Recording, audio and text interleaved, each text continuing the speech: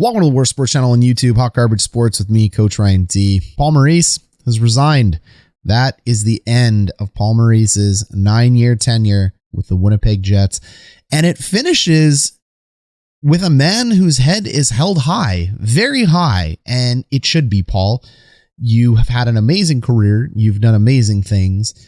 And this interview that was captured explains all of that. If any of you ever take to the fact that on this channel I said it was time for a change, you need to separate personal from business. And in business, Paul knew this was the right call. This is a business, and wins and championships mean everything. There is a shelf life to coaching. There is a length of time you can coach. I know this. I am a coach. Your voice only carries so much weight for so long. Paul was able to identify it. And in his later or more mature years, as you'd like to call this, in his 50s, Paul has explained quite clearly that this is quite simply human behavior. Men and women just need a different voice at times. They need a different sound in the dressing room, in the boardroom, wherever you are. If it's not your family and a personal relationship, in business and all business transactions, your voice will only carry weight for so long. And Paul believes at this point in time that the best thing for the team, because he's a team first guy, is that he ends up stepping aside. And I would say Paul agrees with what we've been talking about on this channel, and that is this team is a lot better than what they have been playing, and he believes that next voice will make them better. But he also believes that he's a very good coach, and I concur with that. I've never thought Paul was a bad coach. I just thought he lost the room. That's all. The voice, and he didn't lose the room out of how he explained it, which was they didn't quit on him. You just start getting less return on the investment, and that investment being your voice or that message you're getting. He talks about it in the interview. You push the button, you get a huge return in the beginning. You push the button, or 10 million buttons. We've talked about this on this channel, line combinations, whatever you want to talk about, fans. You get very little return when it's the same man behind the bench. And that's not a personal failure on Paul. He's not taking it that way. He shouldn't take it that way. Paul has been an amazing piece to the Winnipeg Jets, an amazing piece to the Winnipeg community. And there's a real personal factor of this. This is a man who has to move. This is a man whose children have to change schools. This is a man who uproots his entire life in order to get this done. But he explains this in the interview. That's the job. On one hand, it is fair to feel bad for a man who has gone to war and been in the trenches and done as much as he can do with Winnipeg, with fans and with the players. But there's also an air to remember that this is a man who's made millions of dollars being able to do something that all of us only dream we could do. And he's gotten there through hard work, dedication. He gets what the job is. And for all of us as human beings, don't ever forget, when it comes to work, championships, profit, and winning is what matters. Putting out a product of your own and being the best at what you do is what matters. If the market were to be totally free in the job market like it is in the NHL, you can hire and fire at will as you please because they are contracted employees. Our job lives would look very different without things like employment laws, unions, other things going out there. You would be expected to deliver day in and day out. And frankly, that's what happens when you grow up in a society or a working society with less rules or less employment rights. It just makes it harder when we're talking about people who are working regular everyday jobs without the ability to have a bank account like players and coaches will in the NHL to fall back on. So this is tough on Paul emotionally and personally, but professionally, the man is set for life. Professionally, the man's family will be taken care of. So Paul, this is a really big step for you. This is a really big thing that you did for the team. I do believe the team is going to go forward better with this. I want to break down and give you a chance to listen to some of Paul's comments, and I'll do my best to do a little bit of translating for you, but he was really clear in this interview. The link's below from Jets TV if you want to watch the whole thing. This is a very unique, hopeful, and inspiring chat in a very dark situation, because it isn't fun. Nobody likes firing anybody or watching anybody get fired. And it's very unique because this normally doesn't happen. You get a quick little soundbite and the coach leaves. This one is a very deep insight to what's going on in the Jets management, what's going on with Paul Maurice and the Jets locker room as a whole. So let's go ahead and break down a few of the key areas. This is a good team. I'm a good coach. But sometimes when you take over a team and it's kind of like you're starting at the bottom of a mountain and you're pushing a rock up to the top, you can only get it to a certain place. And that's where I feel I'm at. And if you would allow me some arrogance, I would say that I'm better positioned than anyone to know that they need a new voice. So there it is from the man himself. That is a very honest review. And I agree with everything he says. He is a great coach. There's no such thing as bad coaches at this level. It doesn't exist. He understands that he is an amount of time that it works. And I've talked about it on this channel before. Paul Maurice is an excellent builder. If your team's in trouble, you bring in Paul Maurice. Paul Maurice is going to push you 3/4 to 80% up that mountain. That last 20%, though, through his entire career, it has been another coach that has had to come in and clean it up in order to find that cup or find success, such as in places like Carolina. And he's emotional about this. There's two really key reasons. One, his whole life is about to be uprooted. That's terrible. I mean, there's definitely, you can see the emotion in his eyes on it. This is a very, if you ever want to use the term be a man, I like to call it be an adult. Like that's what it is. This is an adult here teaching us how to be an adult and what to say and how to hold your head up high and talk honestly and openly about this. So really good job on him. And Paul will find another job because he is one of the best builders in the NHL. And how do I know he's a good builder? Because I'm a builder. I understand what it is. It is very hard to win championships in hockey. Like Paul, championships have eluded me for a very long time, but I am excellent at building teams and building players around me to get to their potential.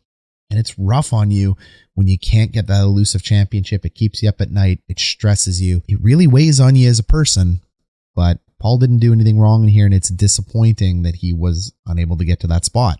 Well, let's keep going. Going back to the bubble, to the lockout year, Paul, I didn't enjoy it. And that's the very first time in my career I can say I didn't enjoy coming to the rink. And I thought that maybe it was all of what was going on. And then I got fired up. Chevy did it again. He got those 2D and you get fired up. And if you lose some of that passion for the game, the love of the game, you can still be good, but you can't be as good as you should be or you could be. And that's how I feel I am. All right. So, I mean, I can almost picture this of what he's saying. COVID was tough on everybody. The lockout year was tough. It's tough playing, those 56 games without fans. But the difficulty is what I think he's framing here is that at this point in time, at the end of that lockout, you end up with such a dominant team. The defensive core gets stripped away from you and you have pushed every single button you know how to push. After 8 or 9 years, you have tried everything you can try. Messages up, messages down. You've yelled at players. You've been friends with players. You've gone left. You've gone right. You've gone north. You've gone south. And eventually every coach knows, just like every employee, every man, every woman, when you finally hit the maximum you can do and you go, I don't know what else there is to do. And that's when passion starts dwindling for that group because everybody likes to see progression and everybody likes to see things that they put in work. And when it feels like it's not working, it can suck the life and the soul out of you. And it sounds like that's what was happening to Paul. I mean, he was always playoff team. He was getting there. It was good. We got him to the playoffs. Step 1. Step 2, get to the conference final. Got that too. The next was to get to the cup final, and you could see it going backwards, and you can see your message and what you're talking to the players dwindling, and that return is not coming back in the way it is, and then your passion starts going away, and then a very honest, truthful man steps in front and says, I don't have a button left to push. And it will happen and has happened to all of us at some point in time. This happens to all humans. You do not remain on top forever. Paul, do you feel then the club, in your mind, has underperformed this season? I think it can do better. One of you asked me a question the other day about inconsistency, and I kind of bristled at it, and I didn't finish it. I always tell you the truth. I just don't necessarily go into details. I think we've been very consistent. We're just under where we could be. We've been consistently under where we could be. And this is what fans were noticing. This is why the fan base is split on it. You can see it. This team on paper is way better than what it was performing, and he's honest. He understands it. It's not performing to the way it needs to perform. The Jets are much better than what they have been. Mark and Kevin and I spoke last summer about what I was dealing with.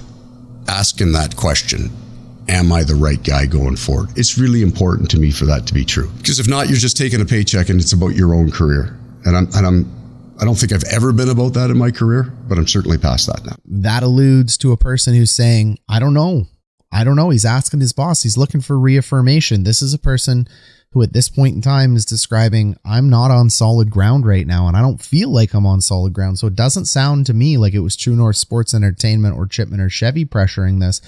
It sounds like the confidence of the coach and Paul was waning under himself, and that he's a very introspective person. That takes a big person to understand, hey, I'm not feeling on shaky ground here. And it sounded like his bosses had his back the entire way. They were going to be committed and said, this is the right guy for it. But there's no better person in that room to know where you're going to be at than yourself. And we talk about on this channel all the time, hockey's a mental game.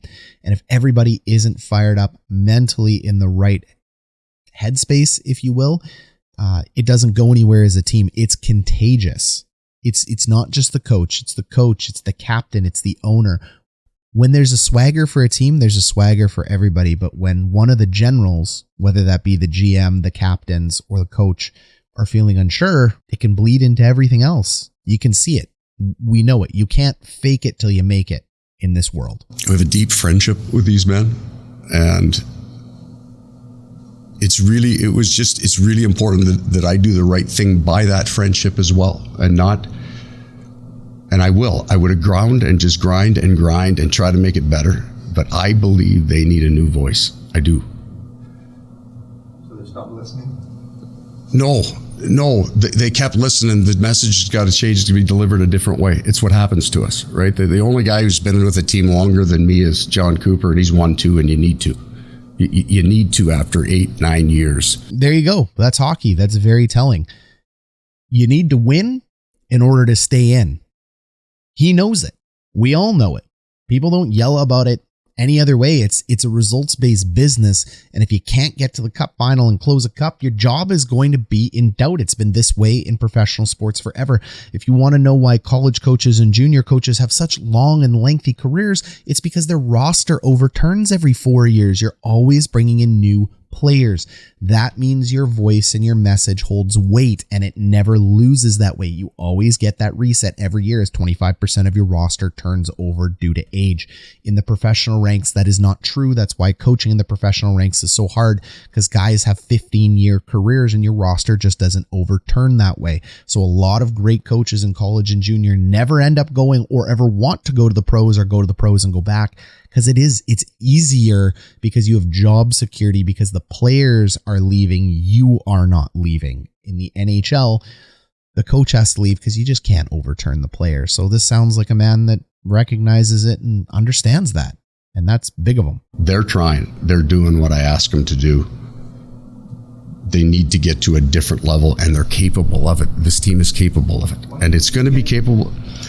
Well, Lord knows I would have done it 3 years ago. So what got asked there was very simple. What do they need to do to get to that next level? And Paul very openly admits, well, if I knew, I would have done it. Sometimes that just happens. It's happened to me in coaching. It's happened to you watching at home, at work, or at any point in time, or with your family. Heck, if you've raised kids, you've been there. What do you need to do? I don't know. I felt I had done well and done my best. And I truly do love these guys.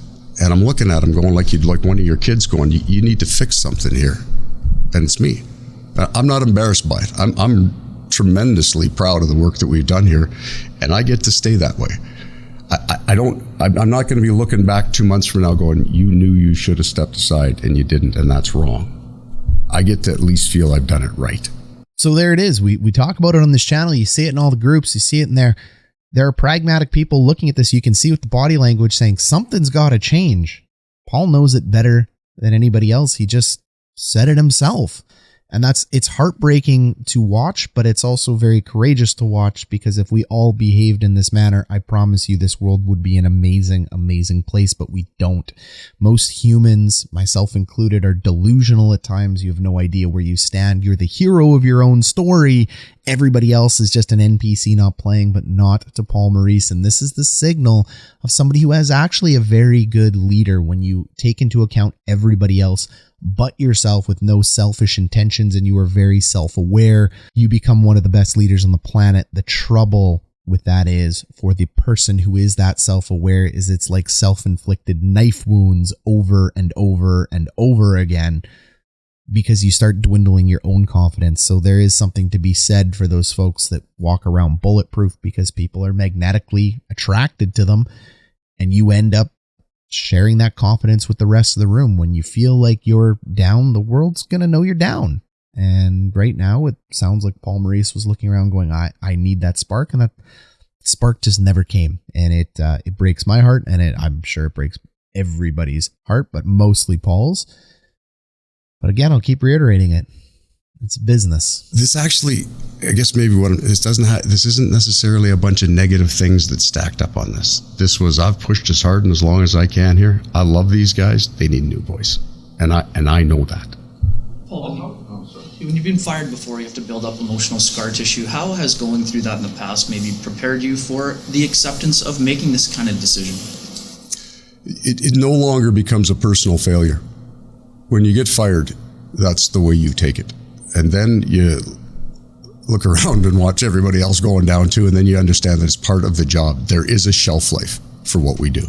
The only way that shelf life gets extended is if you can win championships. You need to win.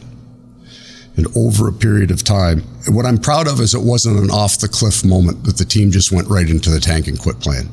None of my teams have ever done that. They stayed in the fight. I just didn't want to watch those guys fight for the rest of the year when I think they could be better with somebody else. The law of diminishing returns, you can fire the engine up again, but it just doesn't stay running quite as long, right? It's just,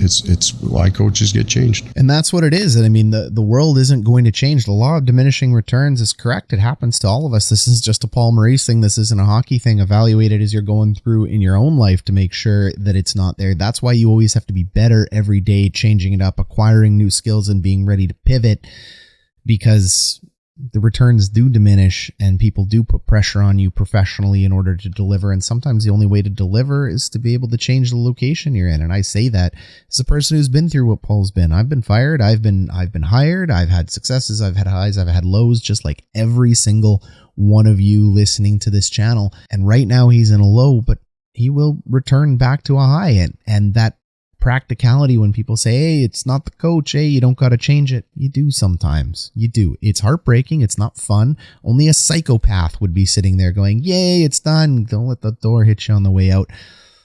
There's a human emotional element to this, but there is a greater picture that is required. And when we say it's just business, it means there is a transaction occurring with money. If this was a friendship or something that is not predicated on money or growth, then you don't have to use the term. It's just business.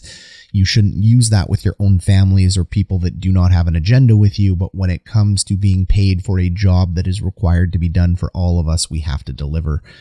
And unfortunately, he was feeling like he wasn't delivering. So thank you very much, Paul Maurice. You're an excellent coach. You will rebuild another team. I hope one day you do get that illustrious Stanley Cup. Unfortunately, it won't be here in Winnipeg. Dave Lowry takes over. Stay tuned to my next video in order to know exactly who Dave Lowry is and where I think the Jets are going to go.